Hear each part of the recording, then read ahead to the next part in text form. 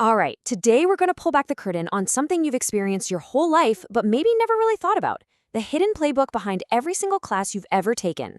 By the end of this, you'll finally get why some classes feel like a total sprint, and others are, well, more of a marathon. I mean, seriously, think about it. You've definitely had that class where you just sit back, listen, and try to absorb a flood of information.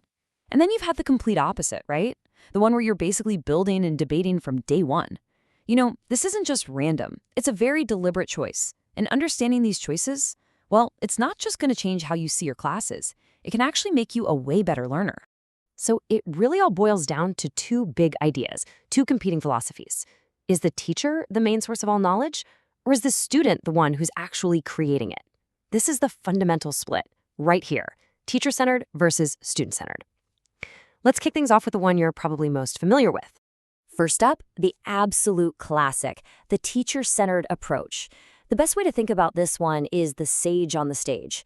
The instructor is the expert, the star of the show, delivering all that wisdom from the front of the room. It's a model that's really built on efficiency and expertise. Go ahead, picture it in your head. It's that quintessential university scene, right? A huge auditorium, one person up at the front talking, and everybody else just writing. Information is flowing in pretty much one direction. It's structured, it's organized, and yeah, it's super common. So given that classic scene, what's the method being used here? Come on, what do we call this? I'll give you a second. Yep, you got it, the lecture.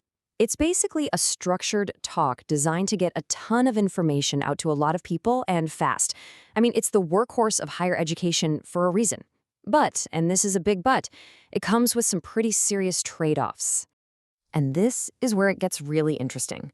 Look at this trade-off. On the one hand, lectures are just incredibly efficient. You can lay out really complex ideas and make sure everyone's using the same terms. But on the other hand, it can be a really passive experience. You're not really building practical skills. So the bottom line is that efficiency can sometimes come at the cost of actual engagement. Okay, now let's totally flip the script. With the student-centered approach, the instructor goes from being that sage on the stage to more of a guide on the side. The whole focus shifts from the teacher teaching to the student doing. So picture a completely different scene. You're in a lab, you're in a team, you get a goal, like figure out this reaction rate, but there's no recipe, no step-by-step instructions. You and your team have to think, you have to plan, you have to experiment, all on your own. The instructor's still there, but they're acting more like a consultant you can ask for help, not a commander telling you what to do. Okay, quiz time again. What's this method called? The one where it's all about hands-on discovery and you're the one in the driver's seat. This is the laboratory method, and its whole purpose is to get you to actually do the work of a scientist. You're experimenting, you're analyzing data, you're reasoning through what you find. It's all about building skills, not just memorizing facts. But wait, here's a super important detail. Not all labs are created equal. You've got your cookbook lab, which is basically just following a recipe to get an answer you already know is coming. Then you've got an inquiry-based lab, like in our scenario, where you have to invent the recipe yourself to find an answer nobody gave you. One builds compliance, the other builds real critical thinking. Huge difference.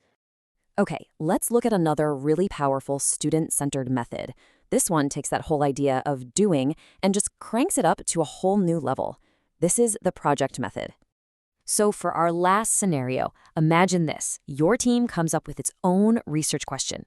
You spend the whole semester out in the world collecting data, and then, at the end, you present your findings on a professional poster, just like real researchers.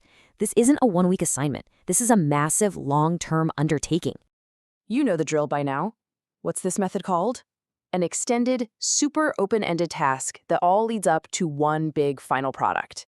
Bingo, the project method. This one is so powerful because it forces you to pull together everything you've learned, the theory, the practical skills, how to communicate, into one single authentic task. It's not just about knowing something, it's about creating something with that knowledge. And this is where you learn those real-world skills like teamwork and project management, stuff that's incredibly valuable out in the real world. And check this out, it's not just total chaos.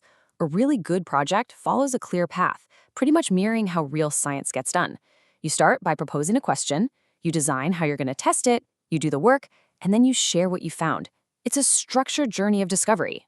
So we've got our two big camps, right? Teacher-centered and student-centered. But here's the twist. The best teaching isn't about picking one team over the other. It's all about how you enhance them, how you power them up. The secret weapon is called active learning, and you should think of it less like its own method and more like a supercharger you can bolt on to any other approach, even a boring old lecture.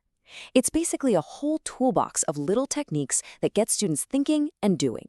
Here's a perfect, super simple example. Think, pair, share. So, right in the middle of a lecture, the professor stops and asks a really tough question. Step 1, you just think about it on your own. Step 2, you turn to your neighbor and you discuss it, you hash it out. Step 3, the whole class votes on the answer. Boom, in like 90 seconds, a quiet, passive lecture hall is buzzing with activity. And of course, technology gives us even more amazing power-ups. Using what's called information and communication technology, or ICT, you can do things like run virtual labs for experiments that would be way too hazardous in real life, or use interactive simulations to see complex ideas in action. You can even use collaborative notebooks and real-time sensors. It's pretty amazing stuff. So after all that, what's the big takeaway? Where does this leave us? Well, the most crucial point is that there's no single best method. Not at all. It's all about the mix. This chart here sums it all up perfectly. If you need to get a lot of information out efficiently, yeah, use a lecture. But throw in those active learning checks to keep people tuned in.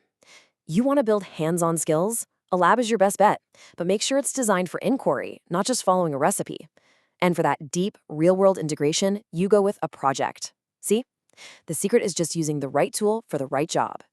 So there you have it. You've got the playbook now. You see the difference between just being a passive receiver of information and being an active creator of knowledge. The next time you walk into a classroom, you're not just going to see a lesson. You're going to see a strategy, a deliberate choice being made. So the only question left is, now that you know the secrets, what role will you choose to play in your own learning?